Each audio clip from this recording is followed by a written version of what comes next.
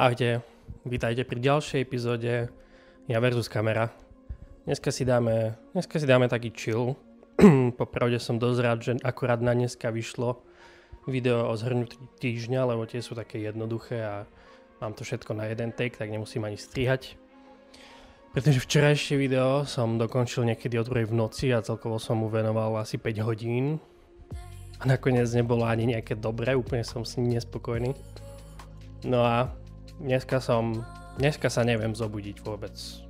Dnes som zaspatý, je 3:30 a absolútne som bez energie, bolí ma hlava a mám sople, takže je možné, že na mňa aj lezie choroba, je možné, že je to aj tým, nielen týmto mojim videom nepodareným. Takže ešte raz som rád, že dneska je zhrnutie týždňa. A keď už sa bavíme o týždni,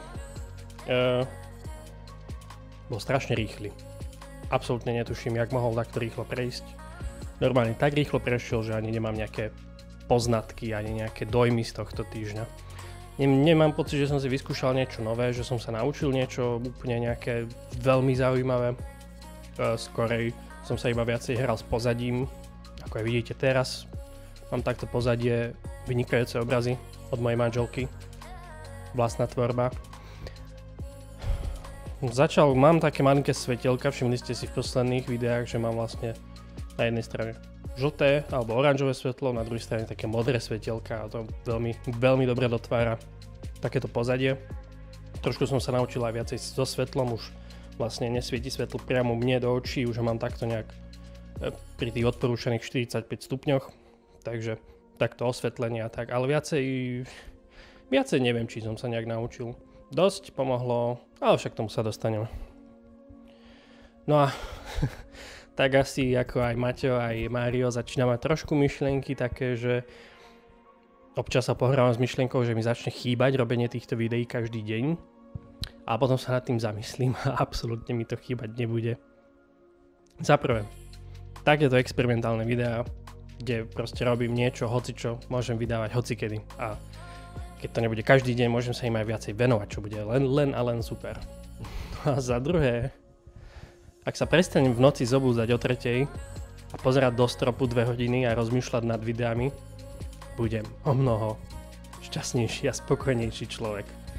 Fakt, mi to už leze na mozog a strašne sa teším, že to končí celé. Okrem tohto už iba 2 videá.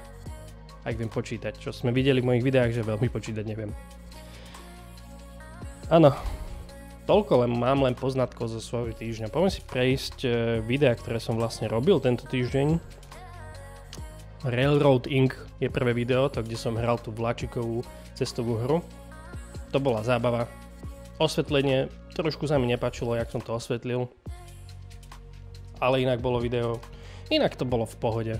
Snažil som sa nejak vymyslieť, aby to bolo nejaké zaujímavejšie, vtipné, ale pri takom hraní, obzvlášť takejto hry, kde len rozmýšľam a snažím sa vymyslieť správne cestičky, tam veľa vtipnosti neurobím, ale inak akože celkom v pohode video. A priznám sa vám, taký malý do zákulisia, toto video som si prednahral iný deň. Takto som vás všetkých ošidil, aby som si trošku uľavil z tohto natáčania, z tohto editovania. Ale nehovorte to nikomu. Ďalšie video máme, kde som vlastne ukradol nápad od YouTubeového kanálu Tom Sky and Friends, kde som vlastne robil tú prezentáciu, že za mňou boli náhodné obrázky. Overall, asi aj spokojný s týmto videjkom. Trošku som dúfal, že bude vtipnejšie, trošku som dúfal, že budem mať ja viacej nejak energie, do toho dám viacej smiechu a tak. Ale napriek tomu to bolo, myslím si, že celkom vtipné. Boli tam Mal som 2 ďalšie prezentácie, ktoré som úplne vystrihol. Len aby bolo to video kratšie a tiež neboli nejaké zaujímavé. Takže tak, celkom spokojný a dosť dlhé video, zase 12 minút malo. Ale potom som to vykompenzoval veľmi jednoduchým videom v dni 24, kartový trik, kde som len spravil vtip, kartový trik. Video má 33 sekúnd. Takto som si dosť pomohol. Nahrával som, mal som 10 minút footageu a vlastne kým som vybral ten správny take, tak som vlastne musel sa tu s tým chvíľku pohrať. Wow, jak som doplietol jazyk. Musel som sa s tým chvíľku pohrať, ale nakoniec výsledok bol 33 sekúnd. No a ešte som skúsil vydať toto video aj v podobe short, YouTube short, pretože už som raz jeden short vydal a ten mal 1000 videní, tak som chcel vyskúšať, že či toto video bude mať 1000 videní a možno nejakých odoberateľov donesie na môj kanál. To sa však nestalo, tuším posledné video ten short mal iba nejakých 100 videní a môže byť predošlé short video malo 1000 videní a väčšina bola z Ameriky. Takže som tam asi zle nastavil jazyk toho videa. A keďže som tam nerozprával, tak to bolo celkom jedno. V tomto som nastavil jazyk slovenčina, tak to dávalo asi iba na Slovensku. No a vidíte, iba 10% videní od predošlého videa. Tak to bolo trošku sklamanie, ale však vyskúšal som. No, potom sme mali, áno, pozerám svoj starý Facebook. Koľko to má? 16 minút, ale podľa mňa strašne sa mi podarilo toto videjko. Úplne intro som si pozeral neviem koľkokrát, ani neviem koľko to má videní, iba 34 zhliadnutí. Asi ľudia nemajú radi dlhé videjka, ja celkom v pohode som s nimi, ale teda ľudia ich asi moc nemusia. Každopádne intro tohto videjka sa mi strašne páči. Úplne sa mi podarilo, úplne energia, ktorú som tam mal, vynikajúca. Aj ten, to jak som nevedel vypočítať proste, že koľko som mal rokov v roku 2011. Strašne vtipné to je podľa mňa, strašne dobre to tam padlo. A potom aj samotný content. Sice neboli tie veci v tom videu také, neboli tie veci v tom Facebooku také až tak veľmi trápne, ako som dúfal, že budú v rámci, aby to bolo vtipné na videu. Napriek tomu si myslím, že to bolo celkom fajn. A také celkom aj sentimentálne. Na konci už som si vlastne len obrázky pozeral. Ale tak to som ja taký sentimentálny človek niekedy. No ďalšie video, 26, hecol som sa. Ani neviem, čo som tam hovoril. Absolútne netuším, bol som v takom strese. Vlastne vyšiel som z posilky, bol som v Nivách. Spravil som si kolečko a počas toho som sa nahrával pred ľuďmi. Všimol som si na tomto videu, že sa mi naozaj mi strašne trasla ruka, strašne sa mi trasla kamera. Aj tým, že bola unavená, ale aj tým, že som bol dosť nervózny tým, jak som sa tam prechádzal. Aj počas toho, jak som kráčal, tak som si vlastne všímal niekedy pohľady ľudí. Ale teda musel som sa sústrediť na tú kameru, musel som sa sústrediť na rozprávanie, lebo kamera bežala. Proste ak tam bude mať nejaké trápne ticho, tak to bude navždy zaznamenané a to nechceme. Ale som spokojný, veľmi som spokojný, že som sa takto hecol, že som sa takto pred ľuďmi nahrával.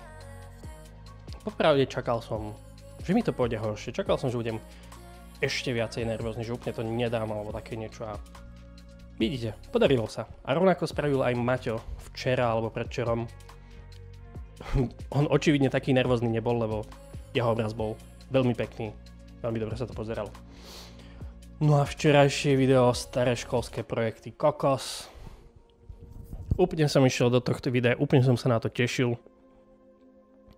Hovoril som ešte aj manželke, že mám nápad na video a toto bude veľmi vtipné. To bude podobné jak ten Facebook, bude veľmi dobré to video. Neviem, čo sa stalo. Mám pocit, že sa nepodarilo. Sú tam nejaké zaujímavé kúsky, vtipné kúsky, ale ja neviem. Nejak bez energie som bol, neviem vám vysvetliť, čo sa stalo. Tak nudno som to na všetko reagoval.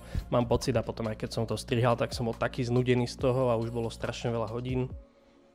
A vlastne aj bolo strašne dlhé, koľko má? 23 minút má to video. Už vlastne boli pol druhej, 1:45 v noci niekedy a ešte som si to mohol prejsť, doupravovať nejaké detaily, doupravovať hudbu lepšie a hlavne vystrihnúť nudné časti, ale už sa mi tak strašne nechcel, už som zaspával na posteli a ešte kým mi to video vyrenderovalo, to trvalo 50 minút, takže takto to dopadlo, že som, nejak hovorím, nie som spokojný s tým videom, ale však aj také musia byť. A také aj sú. Dobre, to bol môj týždeň, zhrnutie týždňa. Plánujem ešte 2 videá. Nie som si ešte úplný, čo spravím. v rámci 30. alebo zajtrajšieho. Rozmýšľam, že skúsim zajtra spomenúť také nejaké moje plány do budúcna na tento kanál. No a 30. video možno vlastne také nejaké zhrnutie celkové, zhrnutie tejto výzvy, aj keď už som zhrnutia robil vlastne týždenné, ale možno to tak celkovo zabaliť do jedného videa by nebolo zle. Áno, uvidíme. Uvidíme, či toto bude, či spravím niečo iné, zistíme spolu. Takže ďakujem, že pozeráte, že ste pozerali aj celú túto výzvu, celý tento týždeň. A dúfam, že nebudem chorý. A tak, majte sa pekne.